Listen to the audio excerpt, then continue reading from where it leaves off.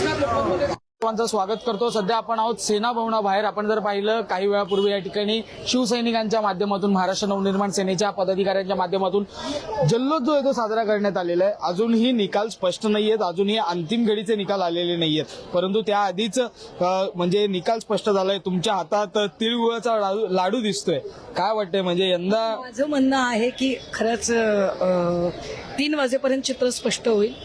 काल ज्या पद्धतीने एक्झिट पोल वन वे दाखवले जात होते ते एक्झिट पोल निश्चितपणे आता खोटे ठरताना दिसत आहेत। एक दुसरं असं की ज्या पद्धतीने ठाकरेंना धक्का वगैरे अशा बातम्या येत होत्या, पण अनेक दिग्गजांचा आणि त्यांच्या मुलांचा नातेवाईकांचा पराभव या आता दिसत आहे। तिसरं, पहिल्यांदा मशालीवर लढत आहोत आणि मशाल पोचते की नाही याची एक शंका होती, मात्र लोकांनी धनुष्यबाणाला नाकारत मशाल आपलीशी केलेली आहे, मशालीला स्वीकारलेलं आहे, हे महत्वाचं। आता ज्या पद्धतीने हे सगळे निकाल येत आहेत हे निकाल निश्चित समाधानकारक आहेत। 3 वाजेपर्यंत अजून निकाल येतील, आम्हाला विश्वास आहे आम्ही जिंकणार आहोत। ज्या पद्धतीने आघाडीची आकडेवारी समोर येते, 60हून अधिक जागांवरती म्हणजे शिवसेना म्हणजे ठाकरेंची शिवसेना ही आघाडीवर आहे। त्याच नंतर महाराष्ट्र नवनिर्माण सेना कुठेतरी 9 जागांवरती आघाडीवर दिसते। महाराष्ट्र नवनिर्माण सेना कुठेतरी म्हणजे अजून वरचढ ठरायला हवी होती असं वाटतंय। नाही, मला वाटतं मनसेच्या सुद्धा जागा वाढलेल्या दिसतील। आता आपण जे बघतोय ते सगळे कल बघत आहोत, आपल्याला 3 वाजेपर्यंत चित्र स्पष्ट होईल आणि मनसेच्या जागा सुद्धा वाढलेल्या दिसतील। आता या ठिकाणी जो जल्लोष साजरा करण्यात आलाय तो हा मराठी बहुल भाग, ज्या ठिकाणी ठाकरेंचा बालेकिल्ला आहे, त्या ठिकाणी उमेदवार निवडून आले आणि ते त्यांची म्हणजे निवड जी ती निश्चित झाली, त्यामुळे हा साजरा करण्यात आला।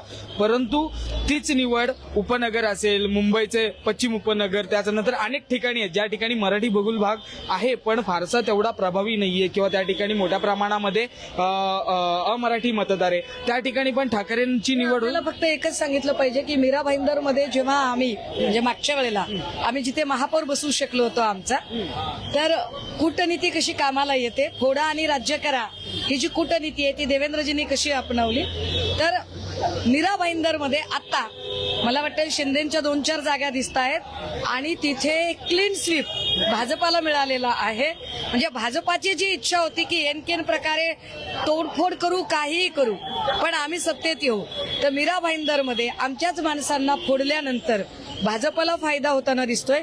मला वाटतं मीरा भाईंदरचे एकेकाळी महापौरपद घेतलेले नरेश मस्के असतील किंवा अजून कोणी असतील, या सगळ्या लोकांना ही गोष्ट मान्यच करावी लागेल की भाजपने त्यांचा कशा पद्धतीने घात काढलेला आहे। अजून एक प्रश्न आहे, एकंदरीत आता संपूर्णतः निकाल अजूनही 3 वाजल्यानंतर आपण म्हणताय स्पष्ट होतील, परंतु मुंबई महापालिकेवरती जो भाजपची मॅजिक फिगर क्रॉस होतानाची संपूर्णतः लढत दिसून कल आहेत। थांबा जरा, घाई करू नका, नाहीतर एवढ्या वेळात तुम्ही लगेचच महापौर पण बसवून टाकाल। थांबा, कल आहेत, 3 वाजेपर्यंत थांबा, निश्चितपणे आशा काय महापौर कोणाचा? प्रश्नच नाही, ठाकरेंचाच। ऐका, बाळासाहेबांचा विचार आम्ही चालवतो असं म्हणणारी शिंदे सेना ही भाजपचा महापौर होण्यासाठी धावाधाव करते आणि आम्ही मात्र बाळासाहेबांचा संकल्प सिद्धीत नेण्यासाठी म्हणजे ठाकरेंचाच महापौर महापालिकेवर असला पाहिजे या गोष्टीसाठी धडपडत आहोत। तर हा आमचा गुणात्मक फरक आहे। काहीही झालं तरी कातड्याचे आणि आतड्याचे यातला तो फरक आहे।